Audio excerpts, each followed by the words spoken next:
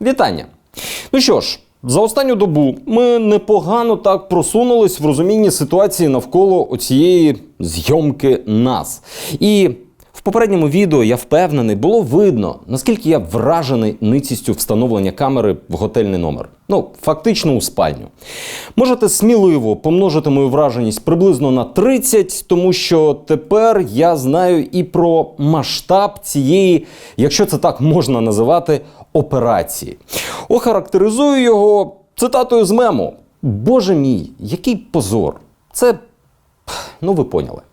Отож, я не буду давати бек, в сенсі оце традиційно нагадувати, про що там йшлось раніше, бо впевнений, всі, хто дивляться це, і так в курсі. Раптом ви не в курсі, знизу є лінки. Починаю одразу історію.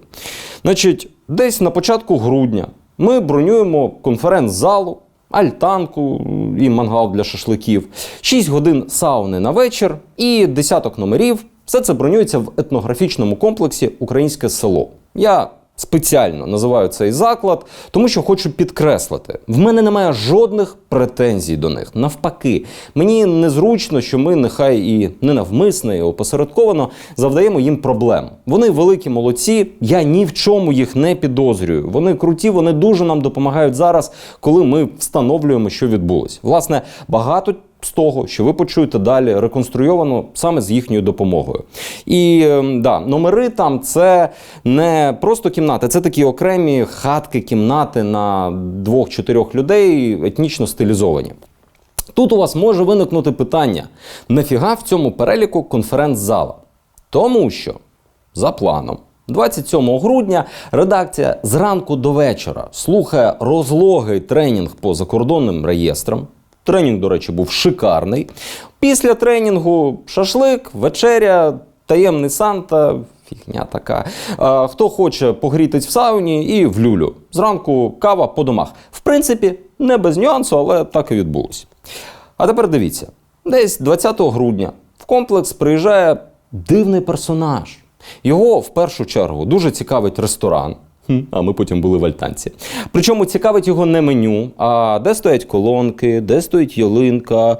От такі речі. А ще він бронює на 26-те абсолютно ті самі номери, що на 27-ме бронюємо ми. І сауну він на 26-те теж бронює. От тільки конференц-залу його не зацікавила, а дарма. Може б теж чомусь пристойному повчились. 26 грудня адміністрація закладу спостерігає найдивніший корпоратив офісних співробітників просто ever. Офісними співробітниками себе називають оці гості. Значить, компанія похмурих хмирів на 30 людей сидить в ресторані, замовкає кожен раз, коли заходить офіціант. І, виглядають, прямо скажемо, як звичайні офісні. Кілька десятків людей, зауважте. Кілька десятків. Ясно же, що по факту стільки навіть не треба. Просто під цю грандіозну операцію половина департаменту ще й просто, тусанула на природі під Новий рік. Але, ще раз, по факту, загнати 3 десятки людей, щоб встановити камери в спальні. І я не сумніваюся, що і в сауну. В мене Макс тепер ходить довольний, бо він був в нових плавках, вигуляв, всьому світу показав. Ще раз, камери в довбаній спальні. Всім. В мене більшість команди дівчата. Номери бронювались на них. І мені тупо неможливо уявити, що має бути в головах у цих кончених, які проводили цю операху. Що має бути в голові у того, хто її планував, хто її затверджував, хто її посилав людей, бо їх було багато і це явно не випадкові пару чуваків. Як це все проговорювалось? Товариш майор, редакція розслідувань забронювала номери. Там будуть жити Леся, Настя, Катя, Іра, Аня, Марія, Алі. Ні слова більше, пиздуй на склад. Бери все, що може писати відео. Я чому так впевнено кажу тепер про ці камери? Бо мої нині згадали, що бачили в кімнатах девайси, такі коробочки, схожі на пожежну сигналізацію. А позавчора, коли ми пройшлись по номерах, все, їх там вже не виявилось. І одразу за цими спогадами про коробочки вони згадують і те, що перевдягались в цих номерах, виходили з душу. Блять, в мене просто слів немає, які ви покидьки. Так, продовжимо. В день, коли ми заїжджаємо, більшість у цієї первинної технічної команди виїжджає, лишає нам підготовлені номери тепер вже і ще лишає невеличку оперативну групу. Оперативна група там потім шариться територію, тихарить оцю наружну зйомку і так далі. Найцікавіше, що на наступний день, 28-го, ми зранку здаємо номери і виїжджаємо.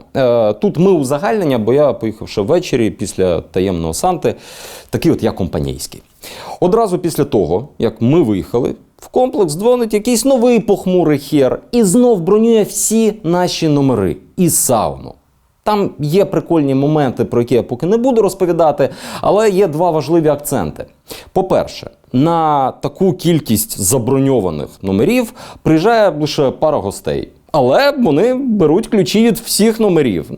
Чисто познімати встановлені камери. Але головне, частина номерів вже були кимось зайняті, тому вони не змогли одразу в них потрапити і забронювали їх лише на через 4 дні. І сауна теж вже була розписана, тому що це передноворічний період. Тобто 4 дні ці довбойоби фільмували життя абсолютно сторонніх людей. І в сауні фільмували абсолютно сторонніх людей. І ви ж заздалегідь знали, що ми це все забронювали на один день. Невже на старті, під час планування не можна було забронювати все і за день до, щоб поставити, і одразу забронювати за день після, щоб все зняти, а не втручати ще у хрен знає скільки життів. Пать кончені. Оце вам такий цікавий апдейт по масштабу. Він поки що узагальнений. Я просто хотів, щоб ви бачили, що ми працюємо. Ще маю для протоколу зазначити, що і СБУ, і поліція зареєстрували справи по цій зйомці.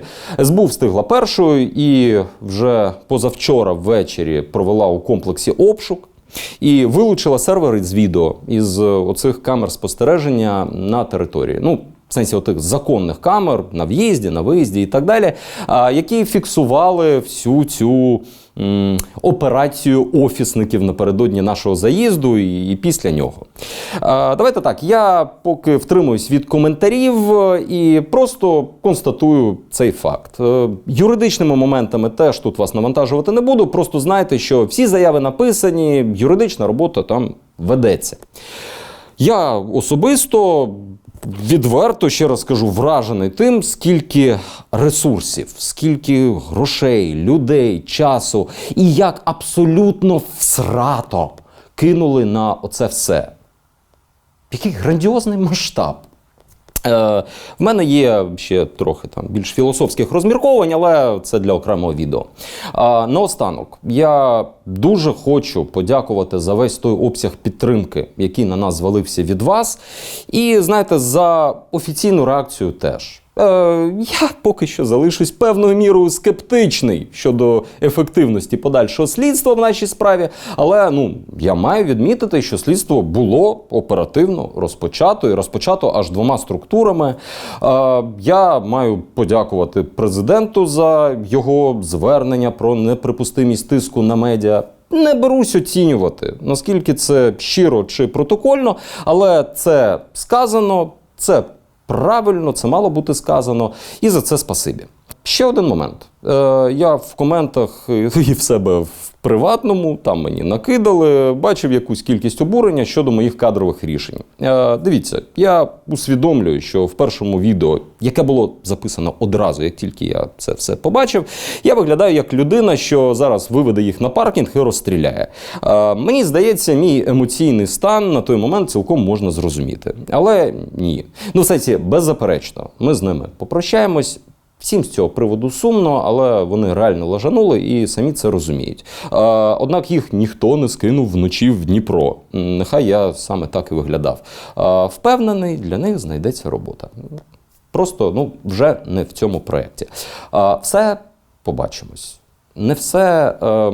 Прикольний момент.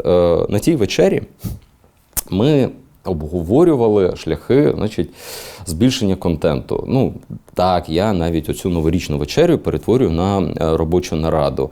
І я казав, нам треба щось придумати, нам треба робити більше, щоб було більше відео. І відео стало більше, але чи цього ти хотів, Денис? Все, пока.